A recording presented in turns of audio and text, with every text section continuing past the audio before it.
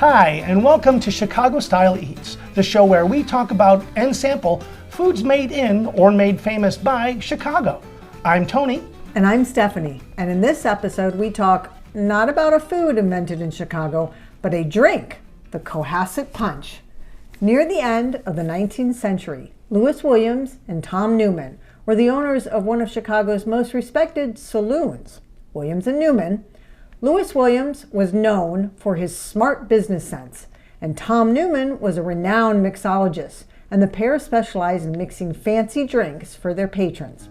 One summer, Williams was a guest of his longtime family friend, famous stage actor William H. Crane, at the estate on the Massachusetts coast in the town of Cohasset. Crane's other guests, folks from around New England, were raving about how delicious New England's rum punches were. Williams, with perhaps the greatest mixologist in all of Chicago in his vest pocket, wired his partner back home with a challenge. Create the most amazing rum punch anyone anywhere has ever put their lips on. Well, that's my wording, not his. And send it to me here in Cohasset. Newman got to work immediately and within 24 hours placed a cask of his new rum punch on a train bound for his partner in Cohasset. Williams then served this new concoction over shaved ice and a brandied peach slice to Crane and his guests, who raved about the drink so much that Williams wired Newman to tell him of the reaction and to ask the name of the drink. Newman's response? Cohasset. When Williams returned to Chicago, he and Newman began selling the mixture of rum, wine, and other ingredients Newman kept secret to their saloon customers. Named Cohasset Punch, it was as much a hit at home as it had been in Cohasset, and by 1899, Williams and Newman were bottling their invention for nationwide distribution. In 1902, a liquor trade magazine of the time honored Cohasset Punch, saying, "What the mint julep is to the South, Cohasset Punch is to Chicago." When they retired in 1916, Williams and Newman sold the Cohasset Punch recipe to Carl Ladner, who, with his brother Frank, continued to sell it in bottles as well as by the glass in their Ladner Brothers Chicago saloon. The first published recipe for Cohasset Punch was in The Ideal Bartender by St. Louis bartender Tom Bullock. 1 jigger New England rum, 1 jigger of vermouth, 3 dashes of gum syrup, 1 dash of orange bitters, and the juice of half a lemon. Serve over ice in a large glass, stir, and serve with a preserved peach. We're not sure what a jigger is or where to get gum syrup, but if you're brave enough to attempt a 108-year-old booze recipe, you probably already know these things. I know what a jigger is because my dad was born in 1909, so I know what a jigger is. Okay, well, what's a jigger? Oh, sorry, a jigger is a shot. A shot. Okay. As with other alcoholic beverages, except Malort and other medicinal elixirs, Cohasset Punch took a 13-year pause during Prohibition. But as soon as the Volstead Act was repealed in 1933, Carl Ladner's son, John, reopened the Ladner Brothers Saloon, hanging a huge neon sign above the door that read, "Home of Cohasset Punch." Cohasset Punch remained popular. I thought she was trying to hit me. Cohasset Punch remained popular throughout the next several decades, finding itself on the menus of ritzy Chicago nightclubs and elite dining cars of long-distance train routes until 1986, when the Ladner Brothers building was sold and demolished for real estate ventures. Bottling ceased shortly thereafter. However, nearly 40 years after it disappeared from store shelves and bar stocks, G.R. Shutters LLC of Chicago resurrected the recipe of the legendary drink, and Cohasset Punch is once again available. So they demolished the building first and then bottling stopped? Apparently they had a bar in the building and maybe the bottling was done somewhere else and they needed the bar business to support I don't know, they just went out of business. Okay. Anyway. But the Shutters reopened the shuttered business. Yeah. Well, just one guy, Greg Shutter. He's actually a typeface inventor.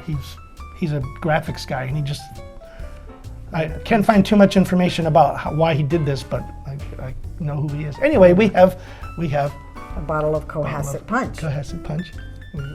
Because we're not going to try to make it from scratch. No, Why should we? because I didn't know what a jigger was until now. Yeah. That's Anyway. pretty sad. So Because I don't drink. we have our. We have our glasses. Okay, I'm going to drink it just on the rocks. And I have And a slice she of has a nectarine. slice of nectarine, 'cause- we don't really like peaches because of the fuzz. Yeah. Yeah. So, and neither of us has tasted this before. So Yeah. I'll pour it for you. A little bit for you. And I don't know how much you want, but Well, not obviously. I never drink a lot, so this is fine. or I'll just pour more and I'll drink it. Well, you don't want the nectarine. True. Now, the nectarine was supposed to be brandied or preserved or something like that, but this is fresh. Now, there's on the back of the bottle, it says there's 3 different preparations for it. Did you taste it already? No. Oh. It says, classic preparation is stir the Cohasset punch with ice and strain over a peach slice in a chilled cocktail glass. Or the Cohasset doesn't. Okay. You got ice. Cohasset highball. Add 2 ounces of Cohasset punch to seltzer, ginger ale, or lemon lime soda over ice. And then there's Cohasset Royale. Add 1 ounce of Cohasset punch to chilled sparkling white wine in a flute or coupe glass. I don't know what a coupe glass is. I don't know what Anyway, the glass so- is. So I'm just having it straight over the rocks, and she's So having it's it. supposed to have been strained and just. I don't know. so we did it wrong. We're just tasting it. Cheers. It smells sweet. It smells like alcohol. Ready? Oh.